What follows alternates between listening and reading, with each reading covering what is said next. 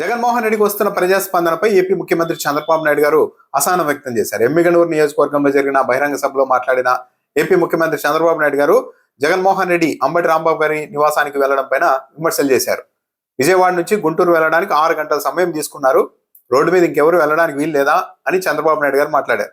అంటే దీన్ని బట్టి జగన్మోహన్ రెడ్డి పర్యటనకు విపరీతమైన జనస్పందన వస్తోంది అని చంద్రబాబు నాయుడు గారు ధృవీకరిస్తున్నారు. ఎందుకంటే 6 గంటలు ఎలా సమయం తీసుకుంటారు అంటే దాదాపు ఒక 3/4 గంటలు వెళ్లాల్సిన దానికి 6 గంటలు సమయం తీసుకున్నారంటే జనస్పందన వస్తూ ఉన్నట్టుగా చంద్రబాబు నాయుడు గారు కూడా నిర్ధారిస్తున్నారు. దాంతో పాటు ఇంకెవరు రోడ్డు మీద వెళ్ళడానికి లేదా అని కూడా అంటున్నారు.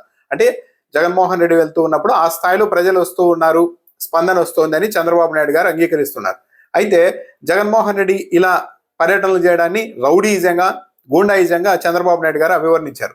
నాకు లా అండ్ ఆర్డర్ చాలా ముఖ్యం, లా అండ్ ఆర్డర్కి ఇబ్బంది వస్తే చాలా కఠినంగా వ్యవహరిస్తాను అని అంటున్నారు. దాంతోపాటు ఇలాంటి బల ప్రదర్శన ఉంటే ఎన్నికల సమయంలో చూపెట్టుకోవాలి, ఇప్పుడు కాదు చూపెట్టడానికి అని కూడా చంద్రబాబు నాయుడు గారు చెప్తున్నారు. అయితే ఎక్కడైనా సరే ఒక ప్రతిపక్షంలో ఉన్నప్పుడు కృత్రిమంగా బల ప్రదర్శన చేయాలంటే సాధ్యం కాదు. ఇప్పుడు జగన్మోహన్ రెడ్డి పర్యటనకు 1000 మంది వస్తున్నారు. వాళ్ళందరినీ ఏదో కృత్రిమంగా తరలించాలి, డబ్బులు ఇచ్చి తీసుకురావాలంటే అయ్యే పని కాదు. అప్పుడు పార్టీలో ఆస్తులు అమ్ముకోవాల్సి ఉంటుంది. కానీ జగన్మోహన్ రెడ్డి వెళ్తూ ఉన్నప్పుడు అందరూ ఆ స్థాయిలో వస్తున్నారు కాబట్టి చంద్రబాబు నాయుడు గారు కూడా దాన్ని ధృవీకరిస్తూ దీన్ని ఒక బల ప్రదర్శనగా చిత్రీకరిస్తూ దాన్ని ఎన్నికల సమయంలో మాత్రమే చేయాలి మీరు అంటున్నారు. పర్యటనలు చేస్తేనే రౌడీజం, గూండాయిజం, నాకు లా అండ్ ఆర్డర్ ముఖ్యమని చంద్రబాబు నాయుడు గారు అంటూ ఉన్నారు. కానీ అసలు ఏం జరిగింది రాష్ట్రంలో? ఒక మాజీ మంత్రి, సీనియర్ నాయకుడు, 65 ఏళ్లు పైబడిన అంబటి రాంబాబు గారి ఇంటి మీద 2000 మంది తెలుగుదేశం పార్టీ కార్యకర్తలు వెళ్లి దాడి చేస్తే అప్పుడు లా అండ్ ఆర్డర్ బాగున్నట్ట. జోగి రమేష్ ఇంటి మీదకి ఏకంగా యాసిడ్ బాటలు, పెట్రోల్ బాటలు విసిరితే 100 మంది తెలుగుదేశం పార్టీ కార్యకర్తలు పట్టపగలు, అది లా అండ్ ఆర్డర్ బాగున్నట్ట.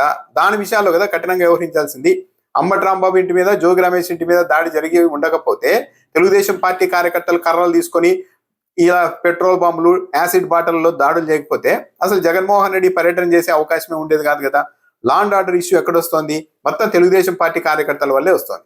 ఒక అంబటి రాంబాబు, జోగి రమేషే కాదు కదా, ఈ 20 నెలల కాలంలో దాదాపు 10 మందికి పైగా తెలుగుదేశం, వైఎస్ఆర్సీపీ కీలక నాయకుల ఇళ్ల మీద దాడులు చేశారు. ఇదే సరహాలో ఏది వెళ్ళడం, 100 మంది వెళ్ళడం, రాళ్లు రువ్వడం, కర్రలతో దాడి చేయడం చాలా చేస్తూ ఉన్నారు.